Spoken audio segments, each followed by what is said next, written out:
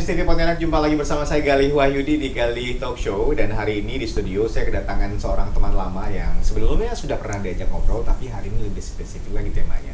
Beliau soal penggiat film, sutradara, dan berbagai macam profesi lain, tapi tetap berhubungan di dunia perfilman. Dan saya perkenalkan untuk kalian semuanya, Pak Wadi. Halo Pak. Halo. Apa kabar Bang Pak? Galih. Hari-hari sama-sama ya. Ya. Sebenarnya pemirsa kita hari-harinya juga nongkrong, ngopi, ngobrol gitu. Iya, kita cerita sesama ya.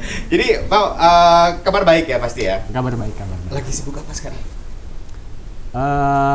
Kalau dibilang sibuk mungkin tidak juga terlalu sibuk, tapi kalau dibilang tidak sibuk kadang-kadang juga disibukkan dengan sesuatu yang berhubungan dengan audiovisual juga. Jadi kalau emang banyak nih pertanyaan seperti ini nih, sibuk apa sekarang? Agak bingung juga jawabnya. Kalau sibuk lebih spesifik, sibuk di dunia film, sibuk apa?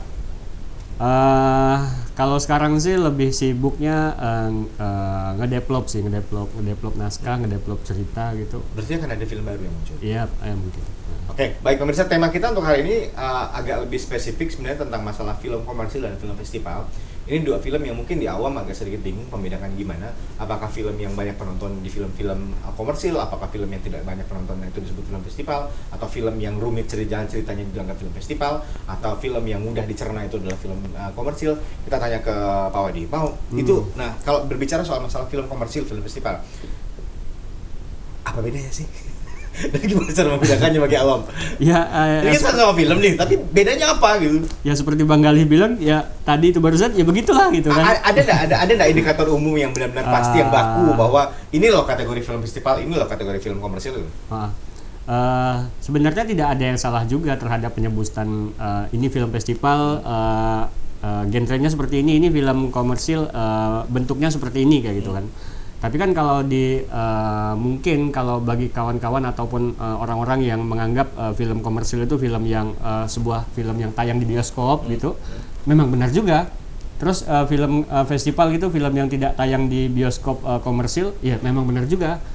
Akan tetapi ada juga sih film-film festival yang pada akhirnya tayang di bioskop komersil gitu, dan pada akhirnya juga ada juga film-film komersil yang tayang di bioskop-bioskop festivalan ada gitu kan. Kalau misalnya kita lihat Jogja Unpacked Asian Film Festival gitu kan, mereka pernah ngeseleksi film ini kok kalau nggak salah tuh filmnya Joko Anwar yang Impetigor gitu kan. Itu kan juga film komersil dong gitu kan. Iya betul. Yeah.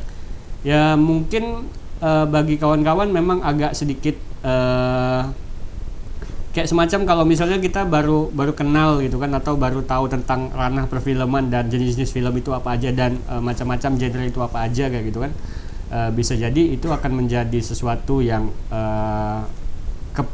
dipikirkan gitu kan, ataupun misalnya jadi kayak semacam oh ada bedanya ya gitu ya, tapi lama-kelamaan akan terbiasa kok. Oh setelah menonton film yang agak sedikit slow pace gitu kan, atau misalnya film-film yang tayang di bioskop, oh film ini tayangnya di bioskop ini, film yang agak sedikit komersil tayang di bioskop ini gitu ya. Kalau kita melihat di Pontianak contohnya gitu kan, Pontianak kayaknya jarang deh kayak semacam mutarkan film-filmnya Mas Garin Nugroho kayak gitu. Pernah sih ya? Mungkin pernah, kalau sebatas kalau yang kemarin film yang Sepeda Presiden gitu ya, mungkin pernah. Tapi kalau sebelum-sebelumnya kayaknya jarang gitu kan. Nah karena balik lagi tuh film-filmnya Mas Garin biasanya memang banyak ditayangkan di festival-festival luar negeri kayak gitu kan. Mungkin secara pasar dan penontonnya memang laku di sana, dan mungkin ketika ditayangkan di Pontianak gitu kan, bukan dalam arti orang-orang Pontianak nggak ada yang suka sama film Mas Garin ya gitu kan. Tapi pertimbangan bioskop, film Mas Garin mungkin akan tidak terlalu bisa dijual di Pontianak ketimbang misalnya kalau misal bersamaan dengan film Avenger gitu kan, mungkin akan lebih laku film Avenger gitu, dan lebih menguntungkan bioskop. Dan pada akhirnya tentunya film komersil dan film festival itu bisa jadi ditentukan oleh distributor itu sendiri kan. Bisa kita bilang bahwa banyak kategori yang bisa disebutkan di sini ya. Yeah, dari segi genre, dari segi banyaknya penonton, tema dan lain-lainnya, itu bisa mengkategorikan bahwa ini film komersil, ini film festival. Iya. Walaupun ya ini tetap sama-sama film, tergantung Iya. masalah suka yang mana. Sama-sama Dan tayangnya film. kemana. Dan biasanya yang menentukan juga sebenarnya bukan kita ya, tapi beberapa yang tadi Paul sempat menyinggung, distributor atau mungkin beberapa dari mereka yang memilah bahwa inilah film-film yang ini pasar ini pasar ini. Jadi banyak hal yang mesti kita bahas di sini tentang masalah film, bagaimana perkembangan film yang ada di Kalimantan Barat dan kota Pontianak khususnya. Dan Pau salah satu penggiatnya beberapa waktu yang lalu sudah sempat menang lagi ya di salah satu film ini ya. Yang ini apa judulnya? Festival tuh tapi. Festival. Plot merah ya. Iya. Berbicara film komersil dan film festival, dan kita tahu bahwa seperti yang sudah disampaikan tadi di segmen pertama, ada banyak hal yang bisa jadi kategorinya. Dari jumlah penonton, dari genre, kemudian dari tema dan berbagai macam halnya. Mungkin dari budget juga bisa iya. Kalau film festival dengan kategori budget yang lebih murah mungkin ya. Tapi enggak juga, banyak yang ternyata lebih mahal daripada film komersil. Nah, kita berbicara di ruang lingkup yang lebih kecil sekarang nih, Pau. Pontianak di Kalimantan Barat. Di Pontianak sendiri, Kalimantan Barat tadi kita sempat nyinggung bahwa udah ada beberapa film komersil.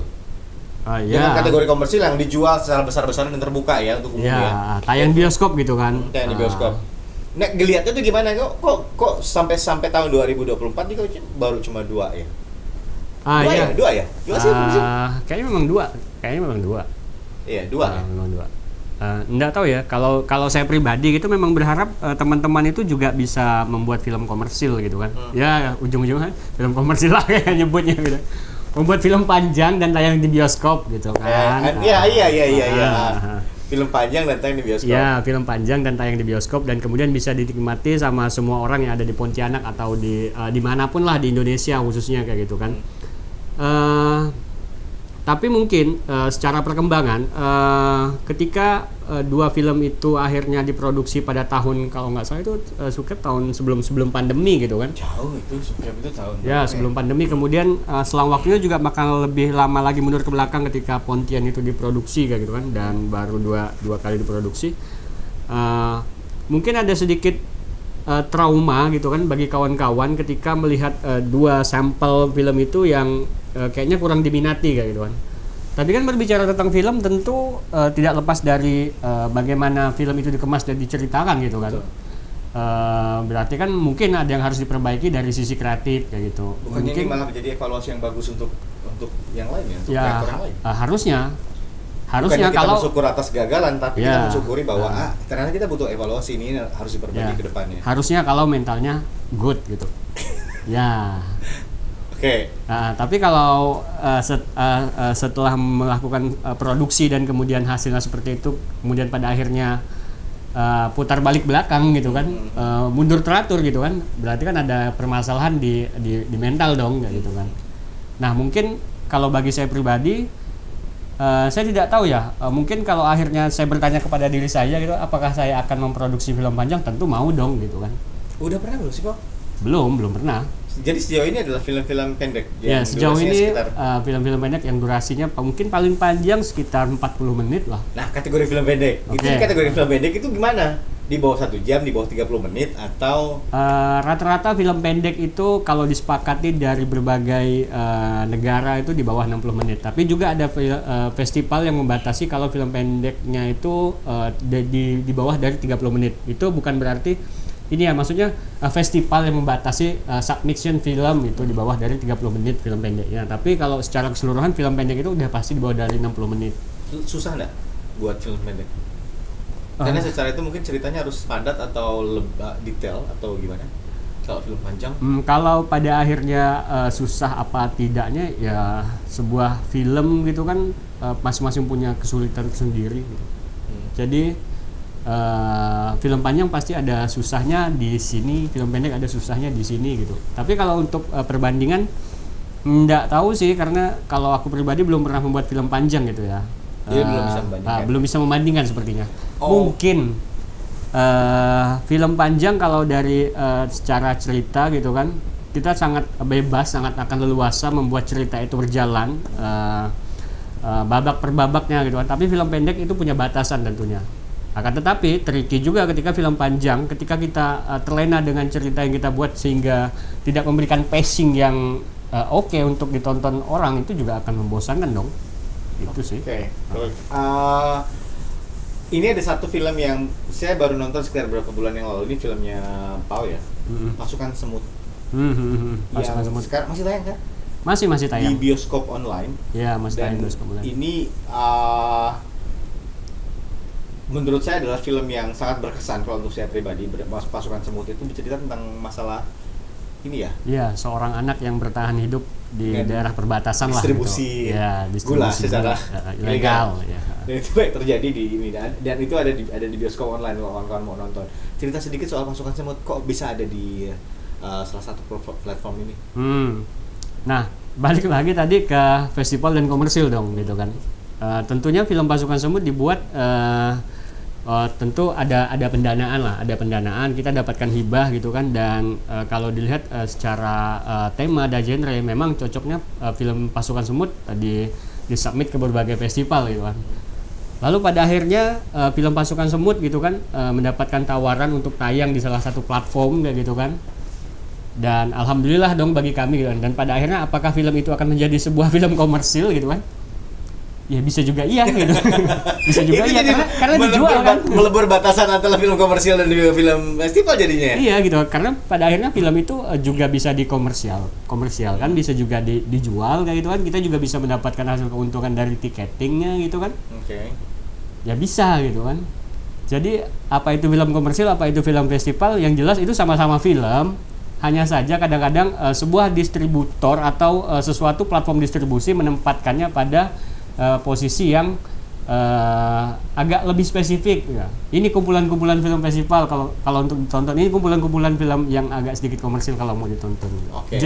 Jenis bentuknya seperti ini. Jadi bisa diambil kesimpulan bahwa film komersil dan film festival ini sebenarnya masuk selera lagi sih ya. Iya. Kalau kira-kira kita suka dengan film-film dengan tipikal yang slow pace atau mungkin yang tone warna yang gelap atau mungkin yang dengan narasi cerita yang ngomongnya lebih banyak daripada action, itu mungkin ya kategori yang berbeda. Tapi tergantung apapun itu film lokal atau film yang dari luar, siapapun ini yang buat, kita harus support, terutama untuk film-film dari Kalimantan Barat.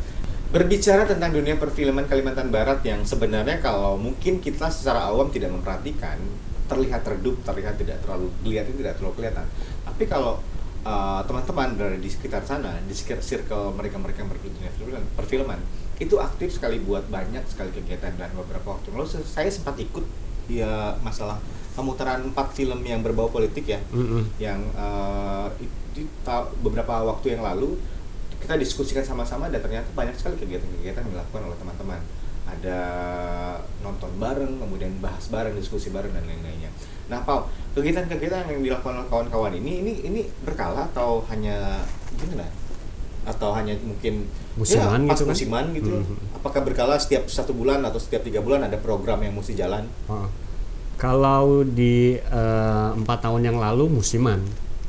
Tapi 4 tahun lalu musiman. Kalau sekarang udah program. Kalau sekarang udah jadi program bulanan gitu. Apa namanya kemarin ya? Sinema bulanan. Sinema bulanan. Yeah. Dan sinema Khatulistiwa ya. Sinema bulanan yang diselenggarakan oleh Sinias Khatulistiwa. Oh, Sinias Khatulistiwa. Iya. Itu berapa banyak sih komunitas kita kalau perfilman? Komunitas. Saya tidak bisa ngitung sih kalau komunitas itu ada berapa banyak. Kayaknya tuh di setiap wilayah tuh pasti ada komunitas itu. Ketapang, Kayang Utara, Sintang, Sanggau, Skadau, Kapuas Hulu, Singkawang, Sambas, Bengkayang, Mempawah, Pontianak, Kuburaya gitu. Banyak. Dan tiap-tiap wilayah tentu juga tidak akan hanya satu komunitas gitu. Pernah nggak buat pengarsipan filmnya? Tahu nggak misalnya dalam 1 tahun berapa rilis film? Sinema bulanan sedang melakukan itu dalam 1 tahun ini. Kalau ngelihat postingan rekapan sinema bulanan itu ada paparkan kayak gitu kan. Tahun ini menayangkan berapa film, kemudian ada berapa komunitas, dan penontonnya ada berapa banyak kayak gitu. Okay. Kalau nggak salah tuh di tahun 2023 kemarin tuh ada 80-an film pendek yang ditayangkan. Tapi dari rentang waktu yang berbeda-beda, dari tahun berapapun? Dari tahun berapapun. Sementara dari tahun berapapun. Tahu, pertanyaan cepat. 3 film Pontianak yang disuka. 3 film pendek. 3 film pendek Pontianak. Pasukan Semut. Bagian Tengah Masih Terang. Kemudian ada film Risau. kayak belum baru satu udah sih tonton, yang duanya belum. Itu kalau mau nonton film-film konten. Nah, kalau kawan-kawan pengen nonton film-film ini nih, di mana sih nontonnya? Kalau Kasual Semut kan udah ada platformnya di bioskop online ya. Tapi kalau film yang lain gimana? Sementara film-film pendek itu mau nggak mau kita harus menunggu sinema bulanan sih sementara. Itu ya sayangnya. Jadi harus tetap pemutaran itu. Jadi kita nggak bisa nonton kapanpun pengen nonton film konten apa yang nonton film Kalbar gitu. Nah, ada inisiasi kawan-kawan gitu kan, kayak semacam pengen buat sebuah platform lah gitu kan, platform kemudian diupload di situ, kemudian itu emang khusus film Kalimantan Barat, film Pontianak gitu kan. Akan tetapi memang ya tentu banyak yang harus dilewati atau untuk membuat platform gitu kan. Hanya saja sekarang tuh kan udah ada kayak semacam beberapa platform online yang entah itu rangkai.id ataupun bioskop online, itu bisa kok kawan-kawan submit ke situ filmnya. Kemudian setelah submit akan menerima laporan diterima atau enggak filmnya gitu kan, dan bisa nonton di situ. Oke, hanya saja kan kita ini kan memang jarang untuk mencoba untuk mencari tahu di mana film pendek itu bisa ditonton. Itu hanya sekedar ketika misal muncul di Instagram atau di media sosial kebetulan lewat gitu kan, ya tonton lah. Tapi kalau misalnya kebetulan enggak lewat di beranda gitu kan, ya udah lewat gitu aja. Ya ketika udah misalnya kayak suatu momen-momen tertentu gitu kan, oh ada film yang ini menang, oh ada film yang itu menang gitu kan, ini tahu aja kan. Ini masuk lagi ke film festival sama film komersil. Kalau film festival itu apakah dipromosikan seperti layaknya film komersil yang punya budget promosi yang gila-gilaan? Terus apakah setelah misalnya teman-teman membuat film, setelah membuat film pendek dan lain-lainnya, itu tugasnya selesai, tidak dipromosikan, tidak ada marketing dan lain-lainnya? Gimana cara kawan-kawan yang lain, orang-orang yang pengen nonton tahu kalau filmnya udah selesai atau belum, udah tayang atau belum? Kalau ini mau kita bahas kayaknya harus perlu kelas nih Pak. Panjang nih ya. Panjang. Oke. Singkat. Maksud saya itu kan sebenarnya itu juga harus bisa dipelajari teman-teman kayak gitu kan, bahwa film pendek itu juga bisa kok dikomersilkan gitu kan. Bagaimana caranya? Ada berbagai macam cara gitu kan. Kayak kita buat program aja. Nah, kawan-kawan itu kan biasanya itu kan bikin film pendek, akhirnya kan lari-larinya kan mungkin ada yang ke YouTube atau misalnya ujung-ujung nggak dikemanain aja. Hanya sebatas misalnya, oh aku mau bikin film nih, udah bikin film aja gitu. Yang penting kita bisa bikin. Ada juga yang kayak gitu kan, tapi kan sayang ya gitu kan. Nah, sesimpel ini aja lah gitu kan. Misalnya mau bikin film, kasih satu tujuan atau misalnya satu output film itu setelah selesai mau kemana aja lah gitu kan. Bikin film gitu kan. Oh aku mau festival film pelajar gitu. Alhamdulillah sih udah, kalau misalnya udah seperti itu, udah punya tujuan. Akan tetapi kan kalau misalnya punya tujuan tuh mungkin dikasih opsi-opsi tujuan yang lain kayak gitu kan. Oke. Nah, kalau misalnya aku pribadi sama teman-teman gitu kan udah mulai membiasakan. Nah, film kita ini dibuat ya dalam 1 tahun ini kita coba submitnya ke festival luar negeri gitu. Iya. Nah, tahun kedua kita festival dalam negeri. Nah, ini nih programnya. Nah, program setelah film itu selesai. Nah, itu harus satu kelas Pak, penjelasannya Pak. Harus panjang gitu kan. Okay. Harus ada kelas khusus gitu kan. Nah, gimana sih Bang kalau masukin festival film yang di luar negeri? Panjang lagi kan? Gimana Pak kalau misalnya festival dalam negeri apa aja panjang lagi kan? Gimana kalau setelah di festival gitu kan? Setelah 2 tahun film itu selesai di festival, harus kemana lagi? Panjang lagi gitu.